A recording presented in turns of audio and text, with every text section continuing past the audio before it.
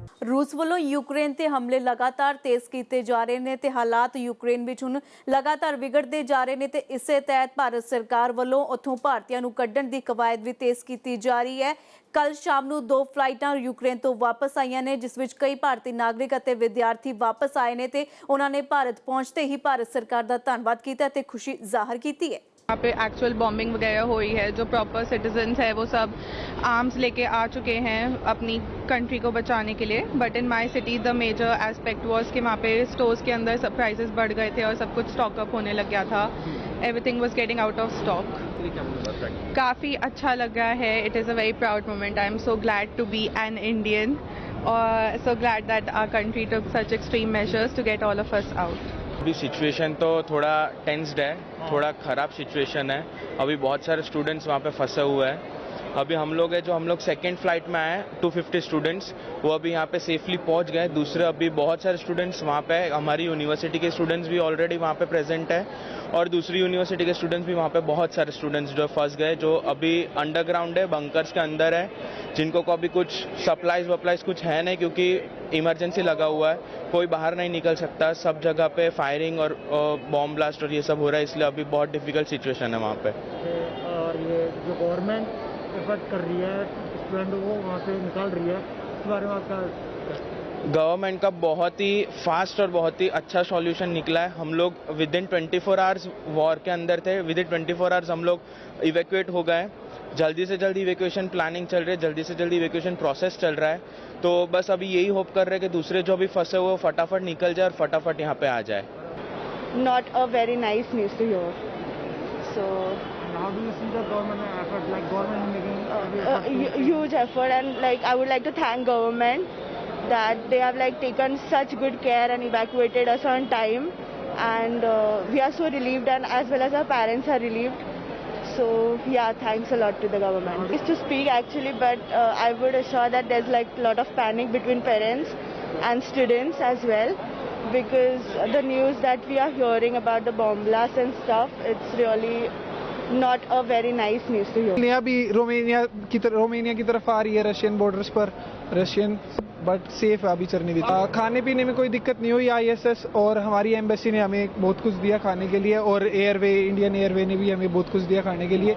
बाकी पैदल नहीं चलना पड़ा, बसेज आई हैं, बस ट्रैफिक बहुत ज़्यादा था। हाँ जी, हमसे कोई चार्ज नहीं लिया गया। बाकी I proud to be an Indian because हमारी बसेज के ऊपर इंडियन फ्लैग्स थे, जिसकी वजह से हमें किसी भी ट्रैफिक में रुकना नहीं पड़ा। हमारी बसेज साइड से निकली है, रॉन्ग वे से या कहीं से भी, बट हमारी बसेज जल्द से जल्द हमें रोमानिया के अंदर लेके आई और फिर रोमानिया से हम यहाँ पर आए हैं। यूक्रेन के तमाम पार्ट्स में हमले हो रहे थे, बट जैसे इंडियन एम्बेसी ने बताया था कि हमें वेस्ट की तरफ जाना चाहिए, और मैं सबसे वेस्ट में था, चर्निवित्सी में, और मैं रोमानिया बॉर्डर के पास ही था, तो वहाँ पे कोई इतना ज्यादा माहौल नहीं। घर वाले सबसे ज्यादा चिंता में थे क्योंकि इंडियन न्यूज सबसे ज्यादा दिखा रही थी उस वक्त कि क्या सिचुएशन है वहाँ पे, और मेरे लिए सबसे मेन था अपने घर वालों को पहले शांत करना, क्योंकि मैं तभी यहाँ पे आ सकता हूँ।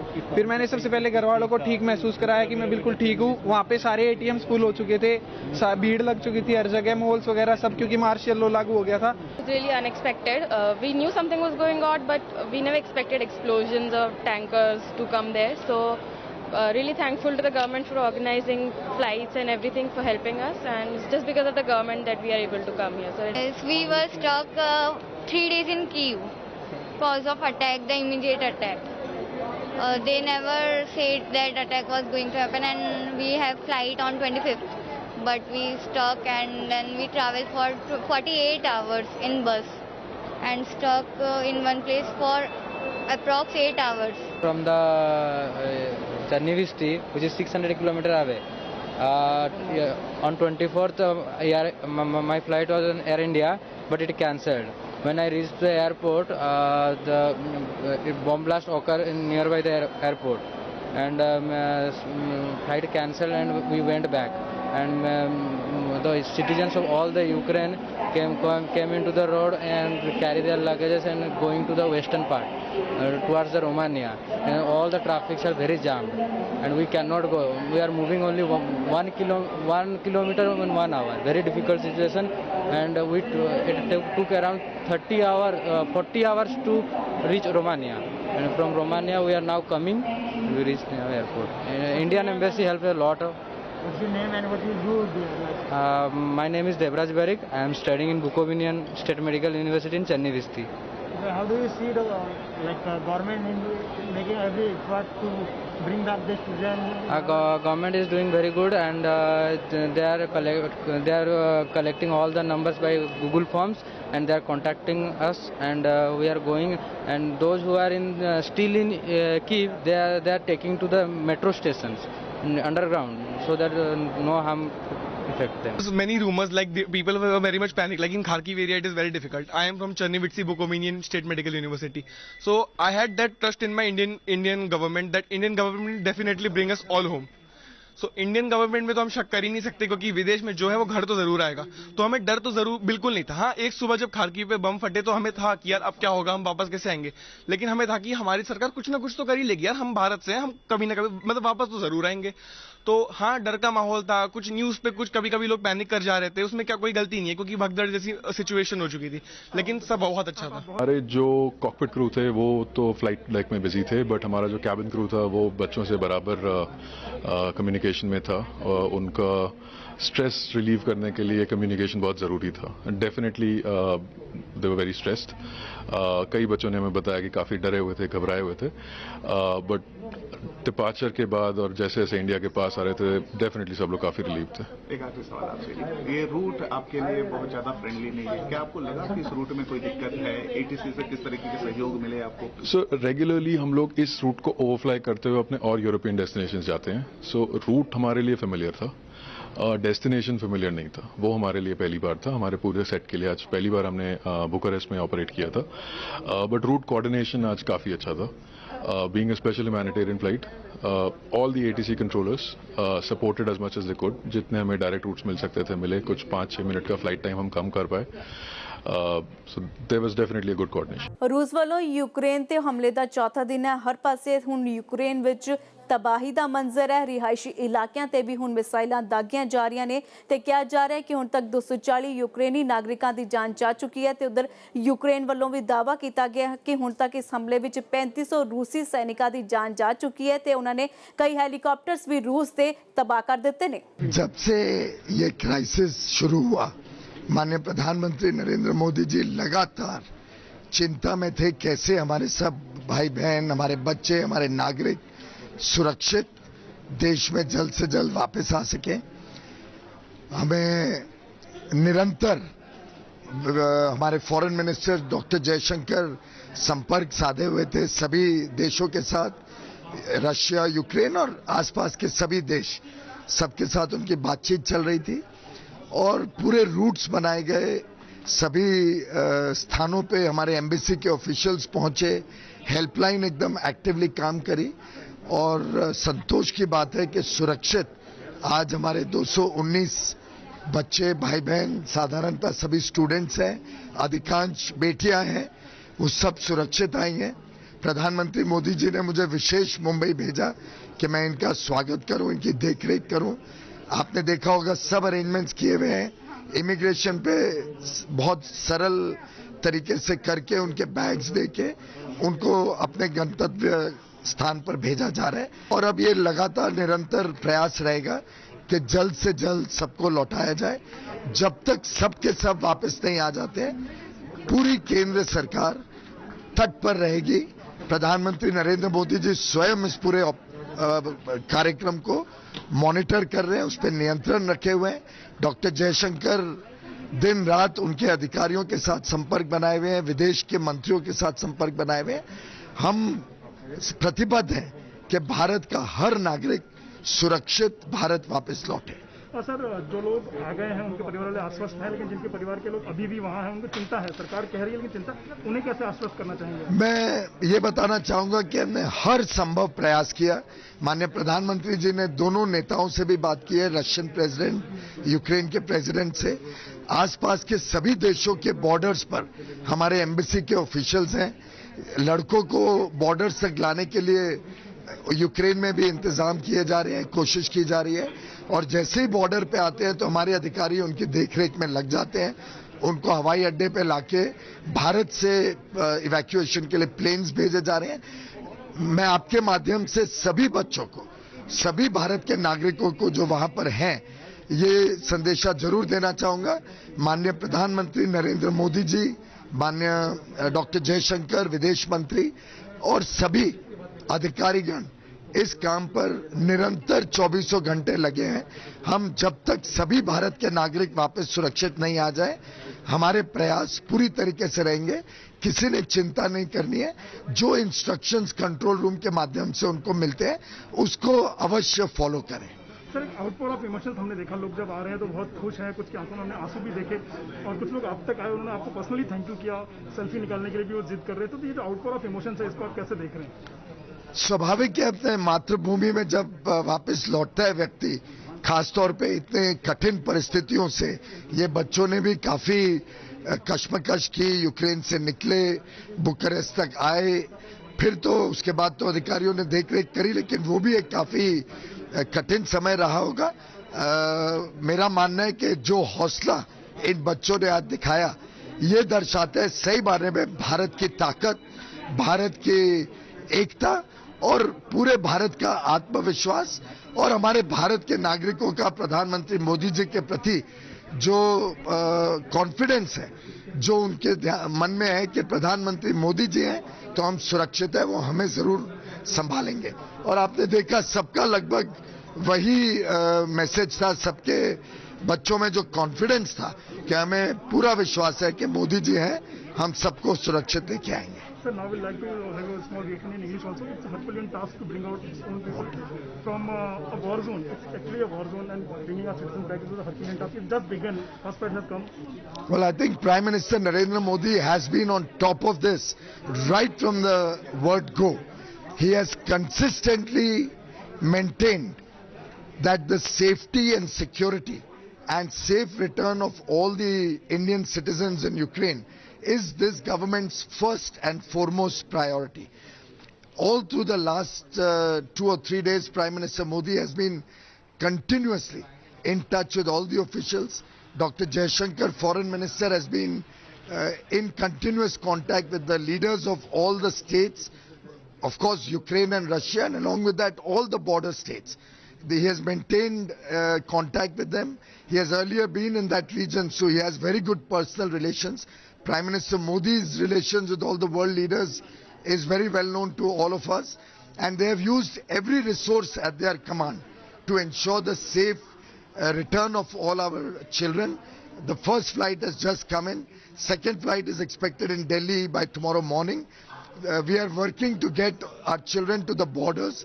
The Indian embassy officials are taking them over from the border, taking them to the airports from the nearby countries, and Indian planes are being sent to various countries, Budapest, Bucharest, all the cities, and being brought back to India. I would like to assure the nation and assure all the children and Indian nationals who are still there that this government, led by Prime Minister Modi, is committed to ensure the safe return of every citizen of India. I must also compliment our wonderful crew of Air India, who's done a remarkable job, a humongous task. They have always been there whenever needed. I don't think words are enough to express our gratitude to all of them. 30 crore Indians are with you every step of the way, and we will leave no stone unturned until every single one of our citizens are back safely back home in India. So please pass this message on to all your friends, all your colleagues, that we are with them and we will guarantee their safe passage back. Pradhan Mantri ji is in touch with the Ukrainian Rashtrapati ji. The conversations are on to ensure that everyone is brought home safely. Conversations are also on with the Russian government, and we assure you कि एक एक नागरिक को वापस अपने मातृभूमि में हम लोग सुरक्षित रह के ही चैन की सांस लेंगे। बहुत बहुत आप लोगों का स्वागत प्रधानमंत्री जी की तरफ से, और एयर इंडिया के सभी क्रू को भी मैं अपने तहे दिल से धन्यवाद देना चाहता हूं कि आप लोगों को लाने के लिए इतनी मेहनत और मशक्कत की। आप सब लोगों का बहुत बहुत स्वागत है। I know now all your family and friends are waiting for you, so let's go and meet them. Thank you very much. Operation Ganga ਦੇ ਤਹਿਤ ਭਾਰਤ ਸਰਕਾਰ ਵੱਲੋਂ ਆਪਣੇ ਨਾਗਰਿਕਾਂ ਨੂੰ ਵਾਪਸ ਯੂਕਰੇਨ ਤੋਂ ਲਿਆਇਆ ਜਾ ਰਿਹਾ ਤੇ ਇਸੇ ਤਹਿਤ ਜੋ ਨਾਗਰਿਕ ਉੱਥੋਂ ਵਾਪਸ ਆ ਚੁੱਕੇ ਨੇ ਉਹਨਾਂ ਵੱਲੋਂ ਜਿੱਥੇ ਸਰਕਾਰ ਦਾ ਧੰਨਵਾਦ ਕੀਤਾ ਜਾ ਰਿਹਾ ਤੇ ਨਾਲ ਹੀ ਉਹ ਇਹ ਵੀ ਮੰਗ ਕਰ ਰਹੇ ਨੇ ਕਿ ਜੋ ਉੱਥੇ ਸਾਥੀ ਹਲੇ ਉਹਨਾਂ ਦੇ ਫਸੇ ਹੋਏ ਨੇ ਉਹਨਾਂ ਨੂੰ ਵੀ ਜਲਦ ਤੋਂ ਜਲਦ ਉੱਥੋਂ ਕੱਢਿਆ ਜਾਵੇ। We can say that the situation is not good there because as we all know Kyiv has been about to captured and we are very afraid about that situation. But our Indian government took this initiative and we are happy, very happy for this initiative. I'm a MBBS medical student. I'm a medical student at Bukovinian State Medical University in Chernovitsi, Ukraine. So now you are relieved? Yeah, very much. And my parents are also relieved very much. Thank you, sir.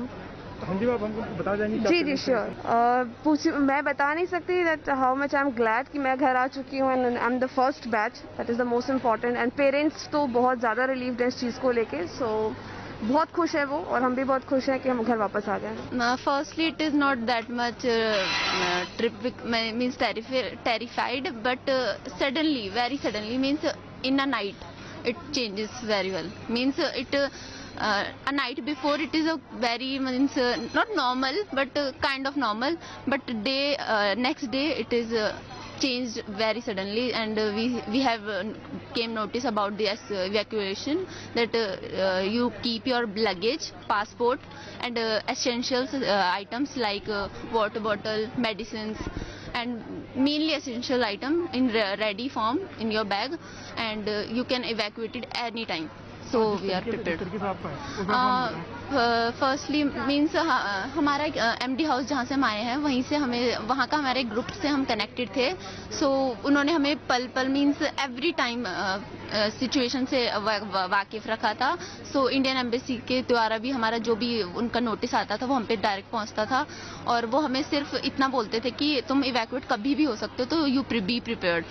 Ukraine के राष्ट्रपति Zelensky ਵੱਲੋਂ लगातार कई देशों तो मदद की गुहार भी लगाई जा रही है तो इसे तहत उन्होंने भारत के प्रधानमंत्री नरेंद्र मोदी के नाल भी गलबात की है, जिस विच उन्होंने यूक्रेन के हालातों को लैके जानकारी दी है तो नाल ही उन्होंने UNSC विच भारत की मदद का भी समर्थन करने लई कहा है। तो इस दे नाल ही रिपोर्ट विच हुण जानते हैं कि आखिरकार रूस और यूक्रेन विच चल रही इस जंग का असर भारत ते की पैण वाला है।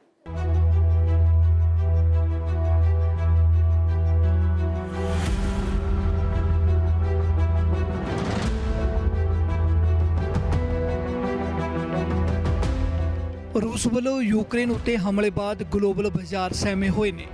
हालांकि अमेरिका ते नाटो ਵੱਲੋਂ युद्ध विच कुदण तो इनकार बाद दुनिया भर के बाजारां नूं राहत मिली है, पर बाजारां विच रौनक परतण 'च समां लगेगा। हाले भी खतरा पूरी तरह टलिया नहीं। नतीजा भारत वर्गे देश उपर महंगाई के रूप 'च असर पवेगा। कच्चे तेल का भाव $101 प्रति बैरल ते आयात खर्च वधन नाल वपारक घाटा। तेल के भाव वधन नाल माल ढुआई उत्ते असर पएगा। खाण पीण दीआं वस्तां महंगियां होणगीआं। नतीजा देश विच महंगाई वधेगी। महंगाई वधन नाल रिजर्व बैंक के अनुमानित आंकड़िਆਂ तो ये उपर चली जाएगी। देश का केंद्रीय बैंक दरां वधाउण लई मजबूर हो जाएगा। इत्थे ही बस नहीं, एक्सचेंज रेट ते भी असर पएगा। रुपए की कीमत 'च गिरावट आ सकती। भारत का कुल ट्रेड खर्च भी वध सकता। मेटल सैक्टर उत्ते भी रूस यूक्रेन की लड़ाई का असर वेख्या जाएगा। भारत में रूस नाल होने वाला मेटल एक्सपोर्ट चंगी गिनती में है। आटो सैक्टर की लागत वध सकती है। नतीजा व्हीकल्स के भाव वधणगे क्योंकि भारत ते रूस वड्डे वपारक भाईवाल ने। भारत ने रूस नूं $550 करोड़ का एक्सपोर्ट किया। 260 करोड़ का इंपोर्ट रूस तो आया।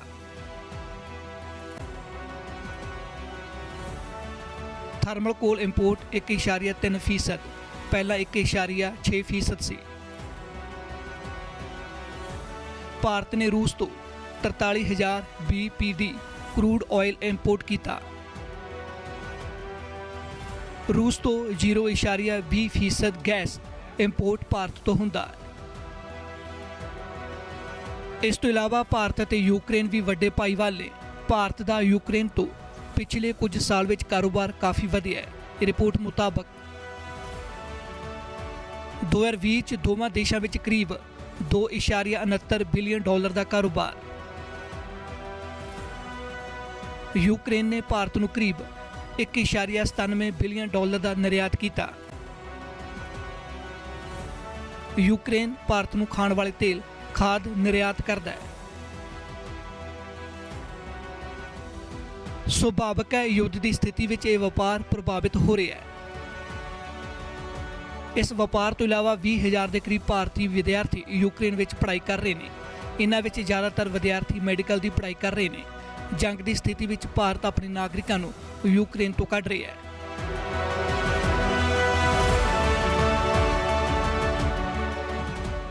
ਭਾਰਤ ਖੁੱਲ੍ਹੇ ਤੌਰ ਉੱਤੇ ਕਿਸੇ ਇੱਕ ਦੇਸ਼ ਨਾਲ ਖੜਨ ਦੀ ਸਥਿਤੀ ਵਿੱਚ ਨਹੀਂ ਹੈ। ਜੇਕਰ ਭਾਰਤ ਦੇ ਰਿਸ਼ਤੇ ਰੂਸ ਨਾਲ ਖਰਾਬ ਹੁੰਦੇ ਨੇ ਤਾਂ ਪਾਕਿਸਤਾਨ ਇਸ ਦਾ ਫਾਇਦਾ ਚੁੱਕ ਸਕਦਾ ਹੈ, ਕਿਉਂਕਿ ਚੀਨ ਪਹਿਲਾਂ ਹੀ ਪਾਕਿਸਤਾਨ ਦੇ ਨਾਲ ਹੈ। ਹਾਲਾਂਕਿ ਸਾਫ਼ ਹੈ ਕਿ ਭਾਰਤ ਦੇ ਉੱਪਰ ਅਤੇ ਦੇਸ਼ ਦੀ ਅਰਥ ਵਿਵਸਥਾ ਉੱਤੇ ਇਸ ਲੜਾਈ ਦਾ ਨਕਾਰਾਤਮਕ ਅਸਰ ਪਵੇਗਾ।